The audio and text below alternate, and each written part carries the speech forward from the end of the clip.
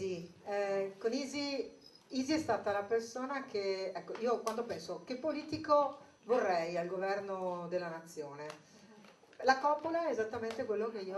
sì, che io avrei voluto, perché sa declinare. A lei abbiamo chiesto di dare senso a valorizzo la mia terra, la mia storia, la mia cultura. Non è una ripetizione, è una caduta a terra di quel che ha detto Silvia. Silvia ne ha fatto una considerazione di carattere culturale. Isi l'ha sempre declinata quando è stata in giunta regionale e oggi lo fa da imprenditrice. Innanzitutto grazie, è davvero una gran bella giornata. E sono quelle giornate che poi si appuntano un po' sul cuore, allora pensi che tanti anni trascorsi sicuramente insieme ad Elena, ma facendo politica, e in qualche modo poi si possono sempre condividere in qualunque momento, non è mai finito, insomma, di far politica. E io credo che se non si ha più una bandiera, come noi non abbiamo più una bandiera di partito, quando è caduta dietro abbiamo trovato un cuore che forse, anzi sicuramente è quello che abbiamo nello slogan di Elena: io amo il Veneto, e quel cuore è sicuramente quello che ci unisce oggi. E quindi di questo ti siamo, magari interpreto anche il vostro pensiero, ma ti siamo veramente grati, perché c'è un grandissimo vuoto, e io me lo sento dire quasi tutti i giorni, anche dai clienti e dagli amici che vengono in questa nuova attività che io ho intrapreso, e me lo chiedono perché, sapendo qual è il mio passato, evidentemente pensano che magari da me possa arrivare una risposta diversa rispetto al vuoto che ci circonda. E io esattamente con quello che sto facendo oggi insieme a Pierluigi, che è qui con me e che è un amico altrettanto da sempre anche in politica, e forse è questo che ci ha unito in quest'altra nuova pazzia, coniughiamo esattamente quello che abbiamo in politica cercato di mettere in pratica, cioè quello di riuscire a valorizzare tramite la politica, che poi è lo strumento più bello che si può avere a disposizione, perché a noi hanno insegnato, quando da ragazzini ci siamo iscritti per la prima volta al nostro partito, che fare politica voleva dire avere uno strumento, il più bello, per poter migliorare la società in cui si vive. Ed è esattamente quello che fa l'imprenditore, che fa il professore universitario, che fa il politico, che fa chiunque di noi, se crede in questi valori, cioè quelli di poter trasferire anche ai dipendenti, anche ai figli, anche agli amici, esattamente quei valori che noi, qui mi riallaccio a quanto diceva Giorgio prima, noi di destra abbiamo sicuramente nel nostro DNA. E sono quelli proprio di un attaccamento profondo alla nostra terra, e anche a quel valore che sicuramente a noi veneti viene riconosciuto, e secondo me viene un po' ostacolato per una forma di invidia, perché nessuno più di noi veneti ama il Veneto. E ve lo dico io, che non ho sicuramente un cognome veneto, ma sono nata e cresciuta in questa città, peraltro a Vicenza, quindi insomma mi sento ancora di più a casa oggi. E, e quindi lo trasferiamo, e questo noi che abbiamo avuto modo di confrontarci in situazioni nazionali o europee, lo abbiamo avvisato e avvertito sempre sulla nostra pelle, perché noi abbiamo comunque una determinazione e un attaccamento alle nostre radici, alle nostre tradizioni, a tutto quello che fa, tra virgolette, Veneto, anche il nostro dialetto, che altri non hanno, ma che sono sicuramente una forza incredibile sulla quale poter puntare. E quindi io ritengo che sia una sorta di responsabilità che noi abbiamo, quella di poter appunto valorizzare la nostra terra anche proprio attraverso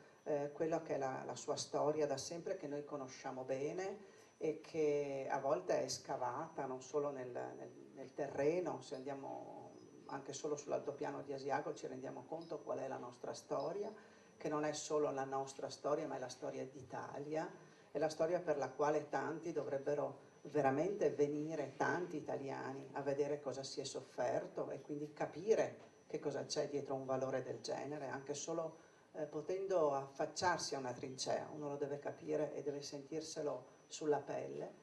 e quindi sapere che conoscere la storia vuol dire anche poterla coniugare poi con una cultura di grandissimo spessore come quella nostra e come quella italiana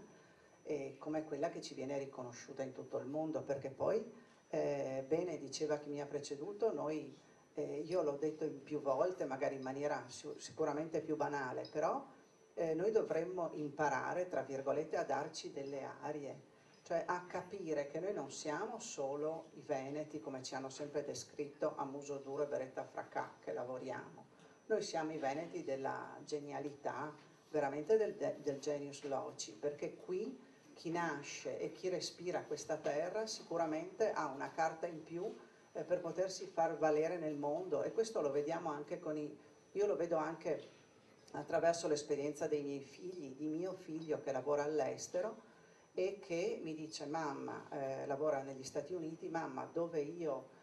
trovo genialità, duttilità, flessibilità, trovo un italiano, non trovo un americano, non trovo un tedesco, non trovo neanche un inglese, trovo sicuramente un italiano, un collega italiano. E questi sono valori che probabilmente abbiamo mortificato, o meglio ci hanno mortificato in tantissimi anni. Basta pensare quanto non abbiamo cantato l'inno d'Italia, lo cantavamo solo noi eravamo quelli del tricolore, ma eravamo quasi veramente dei mascherati quando pensavamo di vestirci tricolore. Adesso, grazie a Dio, abbiamo una nazionale di calcio che lo canta, ma quanto abbiamo patito prima di sentirlo cantare, di vederlo cantare o di veder solo muovere la bocca? Tantissimi anni. E quindi io oggi lo faccio esattamente, vi dicevo, con quanto, signor Sindaco, che gioia, lo facciamo, io lo riesco a tradurre, mi rendo conto che continuo a fare politica, tra virgolette. Quella che ti avrei chiesto. Io continuo a fare politica perché vi racconto solo un aneddoto. Qualche settimana fa eravamo seduti a tavola, come sempre si fa con la brigata prima di iniziare il servizio, e non mi ricordo per quale battuta, insomma uno dei ragazzi della sala aveva una sorta di cappotto che sembrava un eschimo, e allora io l'ho guardato e gli ho detto: mamma mia, ho dei ricordi io di questi cappotti qua quando si portavano negli anni 70 ai nostri tempi, così, e da lì abbiamo parlato, un po' raccontato, e i ragazzi non sapevano nemmeno che cosa fosse il 68.